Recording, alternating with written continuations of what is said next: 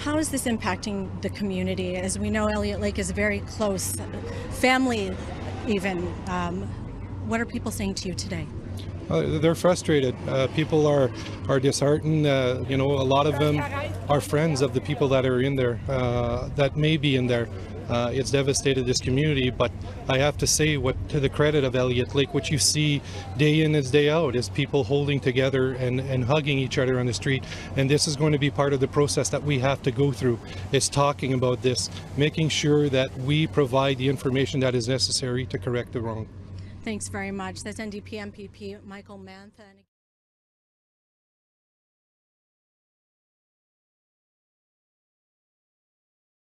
I had to make the decision that it's not safe to put the workers back in there. They determined that this structure should or would or could fall at any time without notice. An unacceptable reality for people in Elliot Lake. What are we going to do? We can't just let them die. We come from a mining town where mine rescue never gave up on their people, and it didn't matter how bad it was. They stuck it out.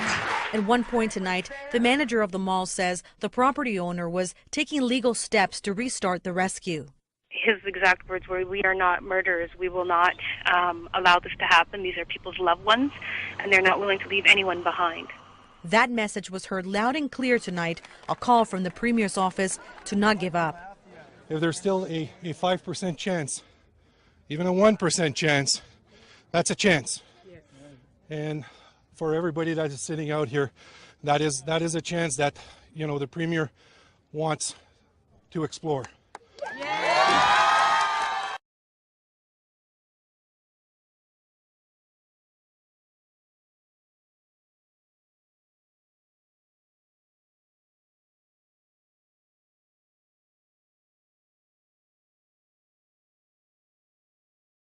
And we also joining us from Elliot Lake is the NDP MPP for the area, Michael Mantha. And we want to thank you for your time. I know it has been an exhausting week. It has been an emotional one. So perhaps we should address the first question to you.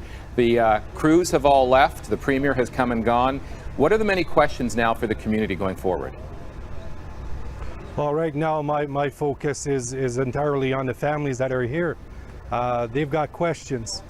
They need answers, and it's one of the major reasons why we've basically asked for the public inquiry to start the process to answer those questions. It was interesting to watch how the mood and the emotion had changed from anger to relief when they once again started the work, and then finally some applause for those very same officials. The roller coaster that was there, and you're talking about answers that they want. Do you feel now that looking back over the past week or so that the community was failed by the authorities?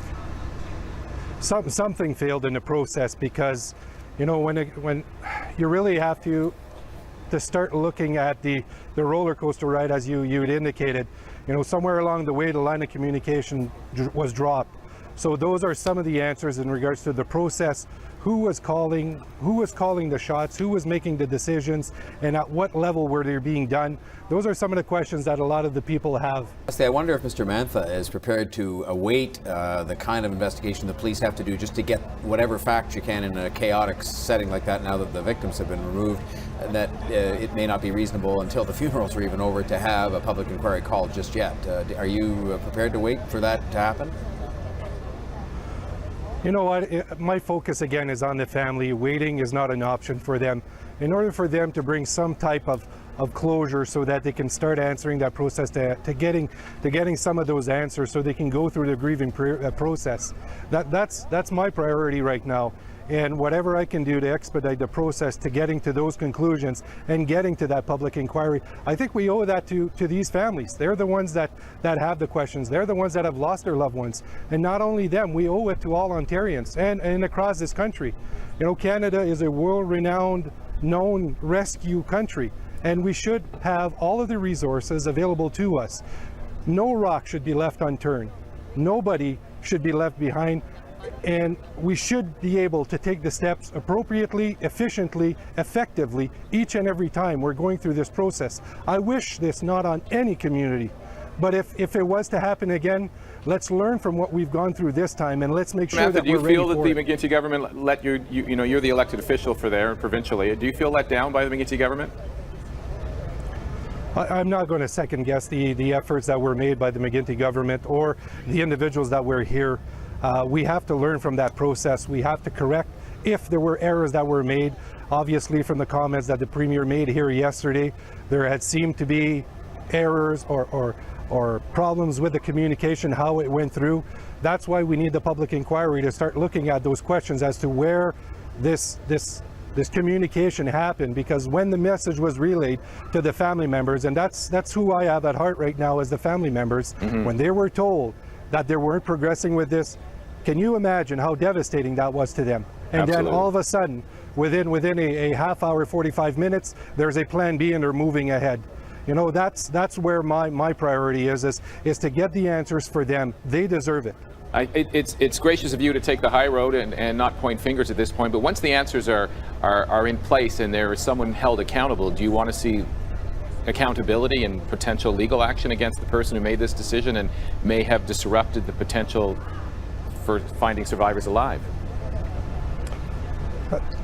I want to see answers for the family. That's my focus right now, and until we don't get those answers, they will be struggling with putting closure to this, and for them, that's where my priority is. Yeah, I guess it's not a time to put any blame out there. It's a question of how do we prevent this from happening again, is the bottom line. Yeah, and that's why you do have to have some kind of inquiry. Go ahead, Mr. No, Mantha. absolutely. Nobody wants to see this happen, or nobody wants to wish this on any other community. You know, Elliot Lake has shown their true colors as far as sticking together and supporting the community. This was not only a roller coaster ride for these family members, but this community as a whole. And the family needs answers in order to have closure. The community needs answers in order to start the healing process and move forward. But Ontarians and Canadians need answers as well, so that nobody wants to wish this on anybody else. But if it is to happen, if we are to learn something from this, that's the positive that we're going to pull out from this most unfortunate thing. Mr. Mantha, before we let you go, we're going to continue our discussions, but I want one more answer from you, and that is, because I know you're very busy up there. People watching Focus Ontario are right across the province. What do you want them to know, or is there anything we can do for the people of Elliot Lake going forward now? Well, right now, you know, again, my focus is on the family, but there are a lot of the community has been devastated economically. You have to remember that, you know, there were 300 direct jobs that were related to this mall, from shopping mall, from flower shops to grocery stores to government buildings, and these people are going to be in desperate need of a lot of assistance. I do know that there are funds that are available here in town to making donations. That would be great. That would be a first step forward to helping these people who are going to be impacted economically. To all the businesses, whether they were affected or they're in the mall here, they're all going to be affected. So you're going to have a devastating impact on the incomes of individuals, and each and every dollar that can be invested or sent towards these people are going to be absolutely necessary, and that can be done through a contact with over at the Chamber of Commerce. You have the Northern Credit Union, who's set up here in town to accept donations. You have the RBC, who has done the same, and the Scotiabank. Like I said, this community has really supported each other and are really taking care of their own. And don't ever underestimate the thought of sitting down and offering a prayer for this community, because right now we're starting the healing process. But again, it's going to take us some time, and we desperately need those answers. All right, Mr. Mantha, thank you for your time. We'll let you go. I appreciate it very much. And please tell the people of Elliot Lake, the people in the rest of the province, send their thoughts and prayers. Thank you. Thank you, Mr. Speaker. My question is to the Premier this morning. Elliot Lake is still looking for answers into devastating Algo Mall collapse from last June.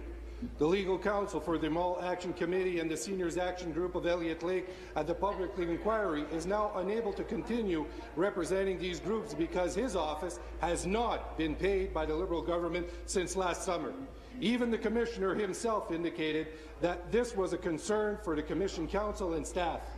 For a community that has suffered so much, this government-caused delay is utterly unacceptable.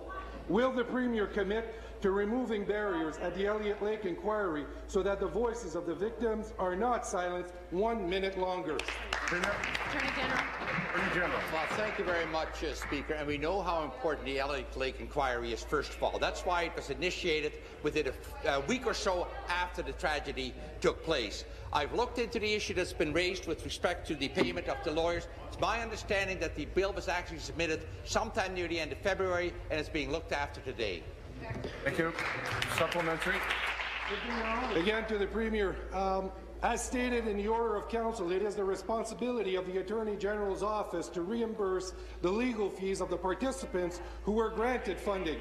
Yet the government hasn't fulfilled its responsibilities in Elliot Lake for 8 months now. 8 months. It is shameful that this government's failures have put extra hurdles in the victims' quest to get answers. Will the Premier ensure that these delays do not hurt the families of the victims as well as the community who are desperately waiting for answers? Thank you, Mr. Speaker. My question is to the Minister of Labour. Mr. Speaker, last week at the Elliot Lake inquiry, a representative of the Ministry of Labour said the ministry bore no responsibility for the tragedy in which Lucie Aylwin and Doloris tragically lost their lives. The ministry official testified that the employer is responsible for the protection of their workers, but the workers are also responsible for their own safety. They also said that the ministry official were a check on the system and could not be disciplined as a result of this disaster. To even imply that these two women were more responsible for their own protection in their place of work than the Ministry of Labour is ridiculous. The Ministry of Labour inspection officers were housed in the Algo Mall for 10 years, but did little to address conditions in the leaking mall situation. Question. Mr. Speaker, will the minister call the federal occupational health and safety inspectors to investigate the Ministry of Labour's role and recommend whether changes or other actions are warranted? Thank you, Mr. Speaker, and good morning to you. My question is to the Premier. Premier, Justice Paul Belange's report on the Elliot Lake Mall collapse was detailed, conscientious, and included excellent advice for the government. But Justice Belanger also expressed deep frustration that a crucial government report on deteriorating parking structures was not disclosed to the Commission until long after the hearings and policy roundtables were over, even though some inquiry participants had helped prepare that report. Justice Belanger said that had he known of this government report, his mandate would have certainly have been effective. How is it possible that the government officials failed to disclose this document? Thank you, Mr. Speaker. Good morning to you. My question is to the Premier. Mr. Speaker, Justice Belanger took great care, 2 years, $20 million, to consider the full picture of what went wrong that day in June of 2012 that led to the Elliot Lake Mall collapse.